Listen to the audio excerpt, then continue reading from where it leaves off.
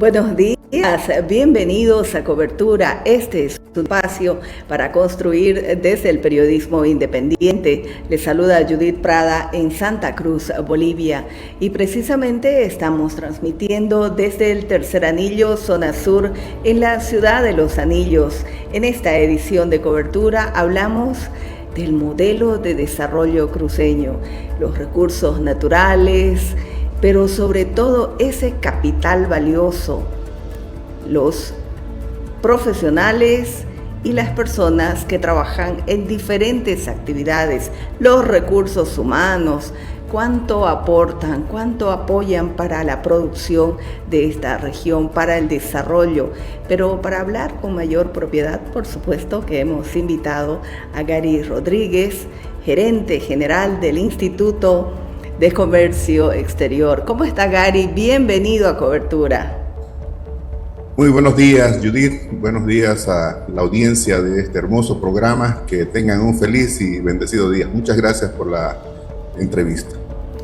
Gary, ¿cómo estamos en este momento en torno a la economía del país, independientemente de que se conozca la retórica de algunos informes gubernamentales, pero la realidad? ¿Cómo cree que nos encontramos y principalmente en esta región donde se produce más y se mira hacia el futuro con mayor exportación?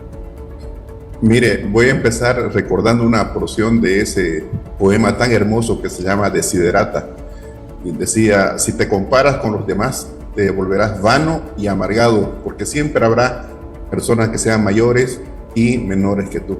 Bueno, críticamente, como economista, lo que no podemos hacer es descontextualizar el momento que estamos viviendo, complicadísimo, pero súper complicado a nivel mundial, por la inflación que se está dando, por las amenazas de recesión, incluso un pronóstico del Banco Mundial de que si esto sigue así, en el 2023 podríamos tener un fenómeno de estanflación, que no se lo ve desde los años 70. Mire, Argentina, semejante país que hace unas décadas atrás estaba formando parte del primer mundo, que llegó a tener los mejores indicadores del planeta en su momento, gracias a esa fuerte migración europea, la industrialización que llevó adelante, su agro, etcétera. Al mes de junio está con una inflación superior a la de Venezuela. Entonces hay cosas que están pasando en derredor muy fuertes: devaluaciones, depreciaciones de las monedas, desórdenes económicos, cambios políticos, y en medio de toda esta turbulencia, ahí está nuestro país y ahí está nuestra región, diferenciándose de muchos otros. Yo tengo que leer y tengo que referirme como profesional que soy a los indicadores oficiales, porque mientras no se demuestre lo contrario, deben ser creíbles. Y lo que el mundo está viendo en Bolivia ahorita es de que la inflación, por ejemplo, está extremadamente baja. Tiene sus explicaciones para que hasta el mes de junio tengamos una inflación de 1.2%. Imagínense, la primera potencia económica del mundo, Estados Unidos, está con una inflación superior al 9%. Países como Chile, como Brasil, etcétera, con inflaciones del 6% más. Bolivia viene creciendo en lo que hace a nuestro ámbito de trabajo, el comercio exterior. Estamos hasta el mes de junio con un superávit que representa ya casi el 70% del superávit de todo el año pasado. Hay estabilidad frente a la inestabilidad que reina.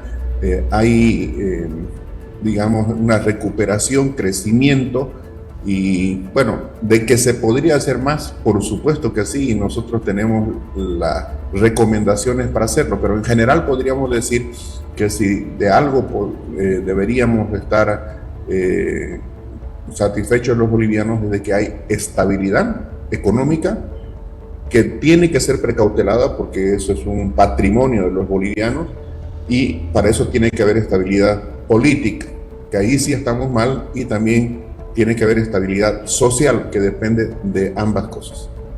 Definitivamente, pero en medio de todo, Santa Cruz sigue siendo el líder nato en relación al aporte del Producto Interno Bruto Nacional, ¿no?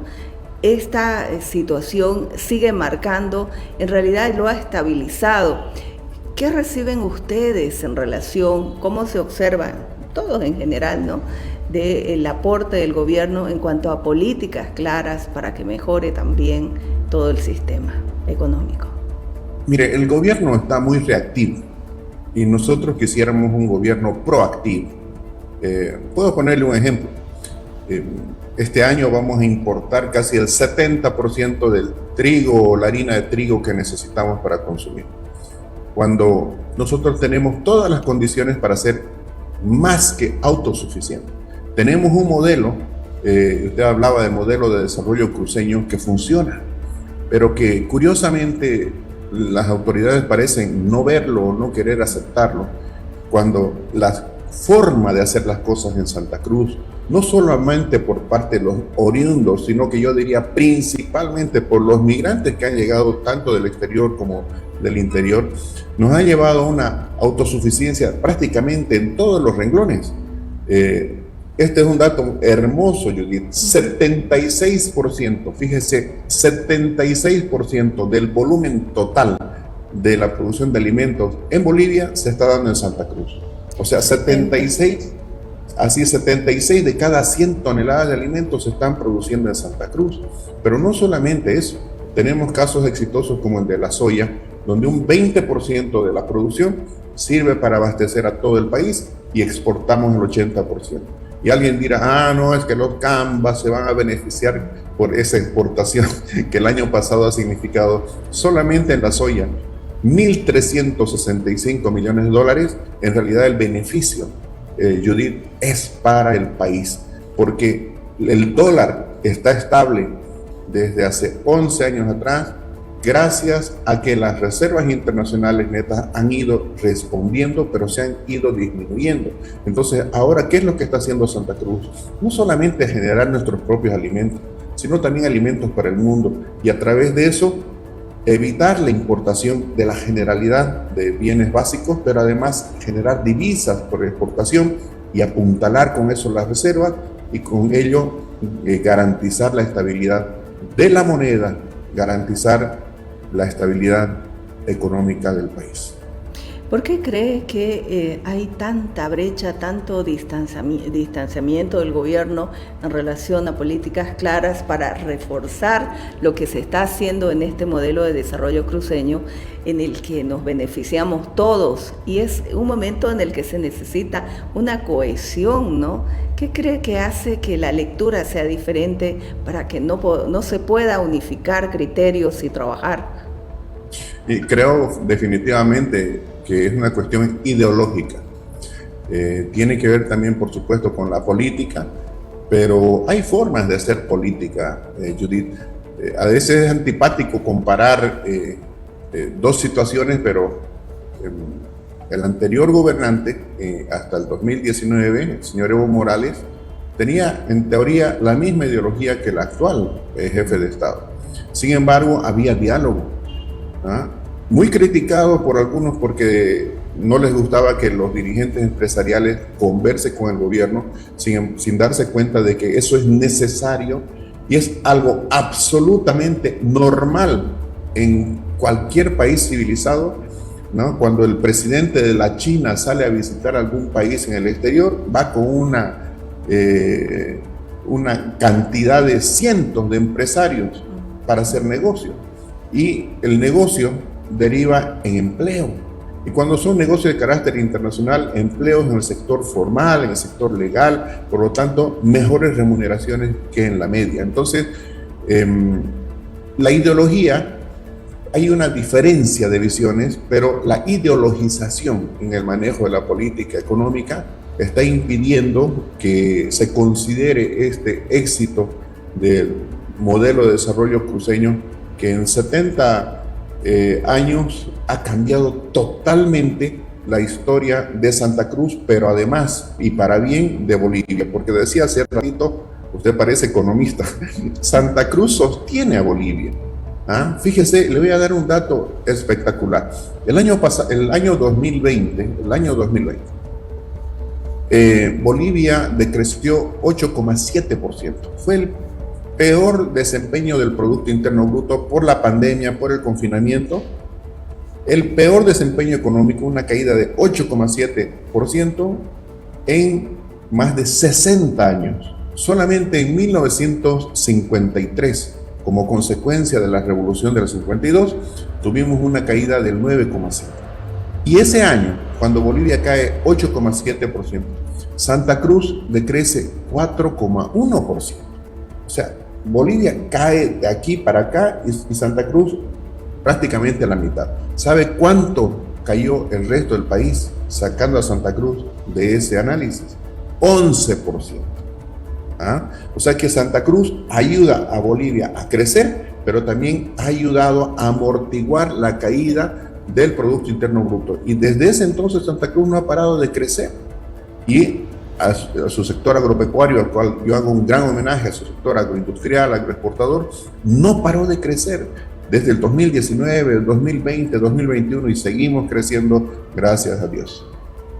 De lejos el PIB cruceño está en los parámetros bien establecidos y está amortiguando, como usted menciona. Pero Santa Cruz no solo es el mayor productor, también es el primer exportador, ¿no? Entonces, viendo todos estos parámetros y viendo la necesidad laboral en todo Bolivia, el que sigan a nivel gubernamental dividiendo, porque eso es la queja permanente, la observación de este sector desde acá, desde Santa Cruz, que se trabaje, que se cohesione y que existan políticas claras, ¿no? Que den certidumbre jurídica también.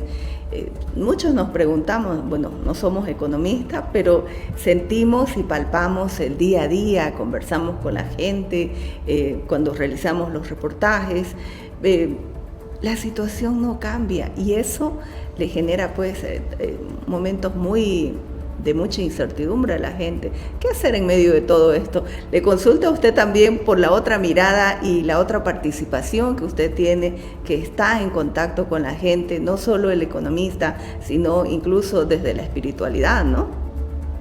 Bueno, ya que toca ese tema, yo en lo particular me muevo por fe y yo creo que más temprano que tarde se tiene que dar este pragmatismo de el anterior gobierno que mencioné por el bien de Bolivia, pero también por el bien del gobierno.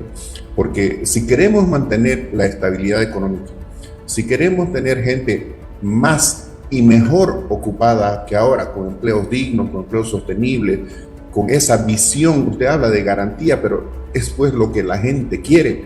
Yo pregunto a la audiencia si puede hacer planes de aquí a un año vista. En Bolivia el largo plazo no existe, ¿ah? Vivimos al día y quisiéramos que esta estabilidad que tenemos hoy día también la podamos nosotros considerar hacia adelante, de tal manera que podamos sacar un crédito, comprar un terreno, construir una casa, planificar un viaje, estudiar un posgrado, lo que pueden, o especializarse, etcétera. Pero para eso tenemos que tener estabilidad, previsibilidad, y todo eso depende no de lo que los políticos hagan, sino de lo que hagan los empresarios, los micros, los pequeños, los medianos, los grandes empresarios, no solamente los que están en el agro, en el sector forestal, en la industria, en el campo del comercio, de los servicios, etcétera. La gente lo que quiere es vivir tranquila y la gente lo que quiere es vivir en paz. La gente quiere progresar. Los padres de familia queremos un mejor futuro para nuestros hijos. Entonces, lo único que se les pide a quienes están en función de gobierno es que escuchen las demandas del pueblo, y dentro del pueblo, dentro de la sociedad civil, está pues la gente que arriesga, que invierte, que produce, que sobreproduce para exportar. De eso se trata, no hay secreto en esto. Y reitero, la estabilidad del país está de por medio. Así que no solamente como un hombre de fe, sino también como economista, pero así se lo puedo firmar, más temprano que tarde se va a dar ese acercamiento, porque vienen tiempos difíciles a nivel internacional y lo peor que puede pasar es que nos encuentren divididos. Para poder prevalecer en esta estabilidad y seguir creciendo y crecer más con el potencial que tenemos, lo que tenemos que hacer es unir esfuerzos, unir visiones y actuar en consecuencia. Integración al mundo, pero esa es una mirada que surge aquí o que se siente con mayor peso en este modelo de desarrollo cruceño, y no se trata de mirar con ojos regionales, sino se trata también de aceptar una realidad, ¿no? La gente está trabajando, la gente en el agro, ahora también la participación de la mujer en el mundo agropecuario, labrando la tierra, en esa cercanía amistosa con la tierra, conociéndola y qué produce, cómo se trabaja y cómo llega también esos alimentos.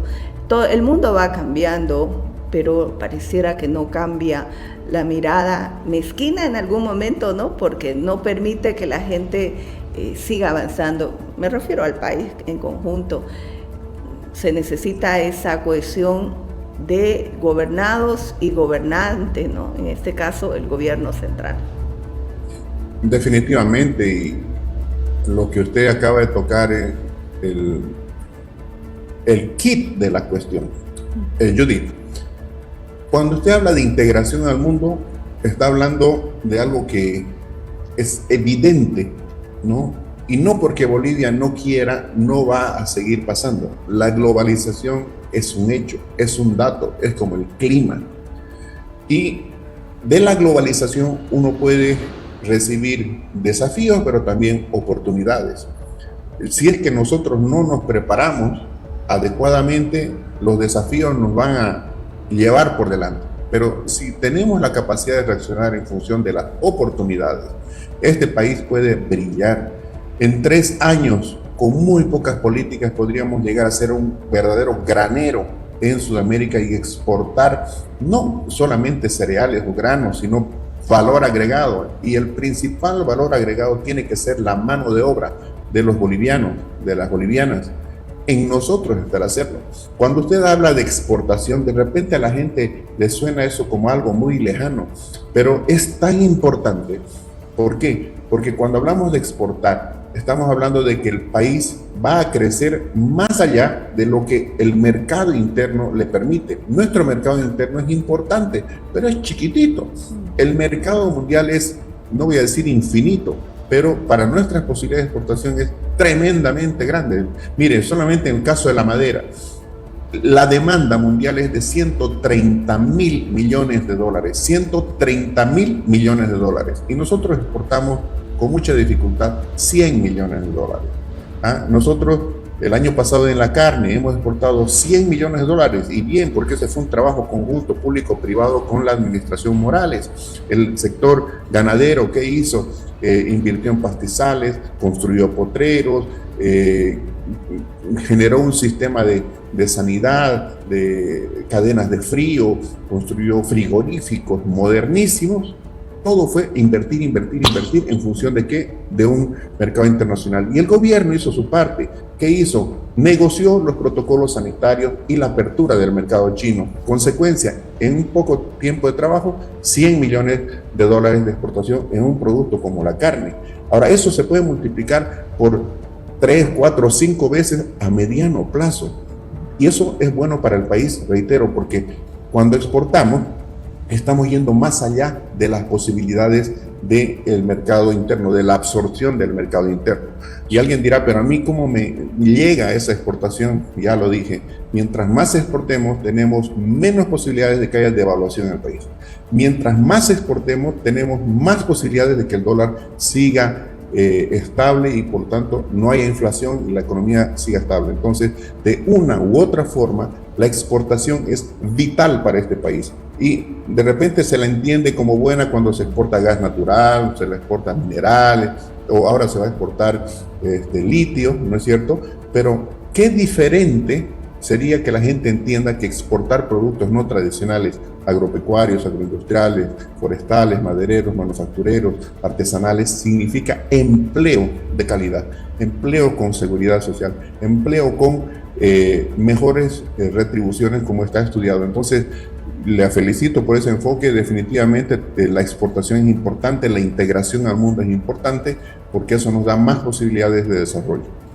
El primer paso es que el ciudadano también comience a hacer ejercer su derecho. Primero diríamos que se informe y también puede exigir a sus gobernantes, ¿no? Hay acciones que la misma Constitución Política del Estado le permite para exigir cuentas, porque se trata de la economía en la que vamos sosteniendo, pero sin ser futurólogos, el escenario no se ve nada alentador, ¿no? Si es que no se toman las medidas inmediatas, oportunas, y este es el momento para cohesionarse, ¿considera usted? Así es, definitivamente. Creo que hay una palabrita que es importante que se llama confianza. Creo que hay que tender puentes entre el sector público, el sector privado, como dije antes, oír lo que se está diciendo, lo que se está ofreciendo y también lo que se está solicitando y actuar en consecuencia. Mire, como ejemplo, el año pasado nosotros hemos importado casi combustibles, diésel principalmente, 1.500 millones de dólares hemos gastado en importar diésel y hemos gastado un poco más de 600 millones de dólares importando gasolina. Desde el año 2008 nosotros veníamos diciendo hay que producir biocombustibles, hay que producir agrocombustibles, etanol, biodiesel, y no se nos hacía caso porque había miedo, porque había mitos, porque había mucho dinero. Pero en el año 2018, después de 10 años, ya se dio cuenta el gobierno del señor Evo Morales que esto no iba bien, que los campos en producción estaban disminuyendo en la generación de gas y por tanto combustibles, y que la importación se estaba disparando. Bueno, este año vamos a gastar más de 3.000 millones de dólares importando esos dos productos. Pese a que estamos haciendo ya esfuerzos de producción desde el año 2018, a partir de la ley de aditivos vegetales que se generó en ese entonces, y estamos produciendo bioetanol para sustituir la gasolina, pero vamos lento en biodiesel. Entonces, se trata de escuchar. Si se nos hubiera oído allá por el 2008, de repente hoy día estaríamos, bueno, no diré de repente, con toda seguridad que este año estaríamos en mejor posición, con una matriz energética más diversificada y menos vulnerables del abastecimiento externo, y además cuidando esas reservas internacionales que son tan, pero tan importantes en el Banco Central. Gary, hay una frase tan importante, y quien tenga oídos que escuche. Pero así es. ¿cómo va a escuchar si no tiene confianza? Y es que actualmente incluso van a las reuniones de negocio con cierta desconfianza de una y de la otra parte, ¿no? Entonces, si ya se sientan en un escenario donde supuestamente tiene que surgir una propuesta que beneficie al bien colectivo, pero ya llegan con cierta desconfianza las dos partes, ¿dónde vamos a ir? En medio estamos todos. Mire, yo diría que la desconfianza la veo más del lado del gobierno que del sector privado. Finalmente, los operadores económicos somos tomadores de las políticas públicas. Quienes las hacen son los administradores del Estado. Creo que esos puentes de confianza se tienen que generar en base a la comunicación, en base al diálogo y, reitero, construyendo escenarios a futuro que sean deseables para ambas partes. El sector empresarial coincide con el gobierno, con el actual y con los anteriores, que se preocupan por la pobreza. Y nosotros creemos que la mejor forma de combatir la pobreza es generando empleo, es generando riqueza, es dando oportunidades a la gente para su realización personal. Pero para eso, ¿qué se necesita? Solamente condiciones, que se deje hacer, que se deje invertir, que haya seguridad, que haya previsibilidad en las reglas de juego, que como en el caso del agro que usted ha mencionado, por ejemplo, se deje utilizar la ciencia y la tecnología, que de una vez sinceremos el manejo de la economía. Se opone a la biotecnología, sin embargo, el mercado está testado de productos de alimentos transgénicos que son absolutamente comprobados de que no hacen daño a la salud. Se están consumiendo desde el año 1996 en el mundo y nosotros todavía seguimos queriendo descubrir la pólvora, ¿verdad? Estados Unidos le está comprando tecnología a la Argentina producida por una empresa privada con una universidad y avalada por el Estado. Imagínense, los gobiernos como el de Brasil ha creado un frijol transgénico. El gobierno comunista de Cuba tiene más de 10 alimentos transgénicos, incluso un pez, una tilapia, si no me equivoco, transgénica. Entonces, caramba, algo está pasando. Yo creo que hay que sincerar una situación. Nosotros tenemos un gran potencial por desarrollar. Tenemos un mercado interno que es importante, pero un mercado externo que puede cambiar nuestra historia económica sin muchas dificultades, Judith, pero para eso hay que hablar, hay que dialogar, hay que construir esos puentes de confianza, hay que aunar visiones y hay que tomar responsabilidades de forma compartida, sector público, sector privado.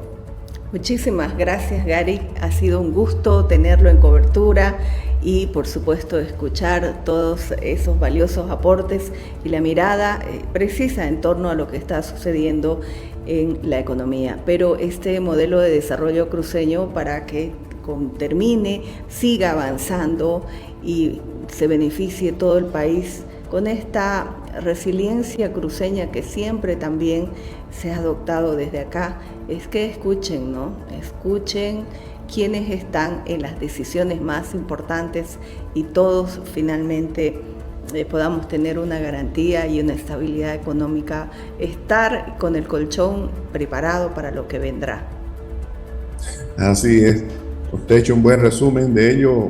La expectativa del ciudadano de a pie es vivir en paz, tener un trabajo digno y esperar un mejor futuro para nuestros hijos.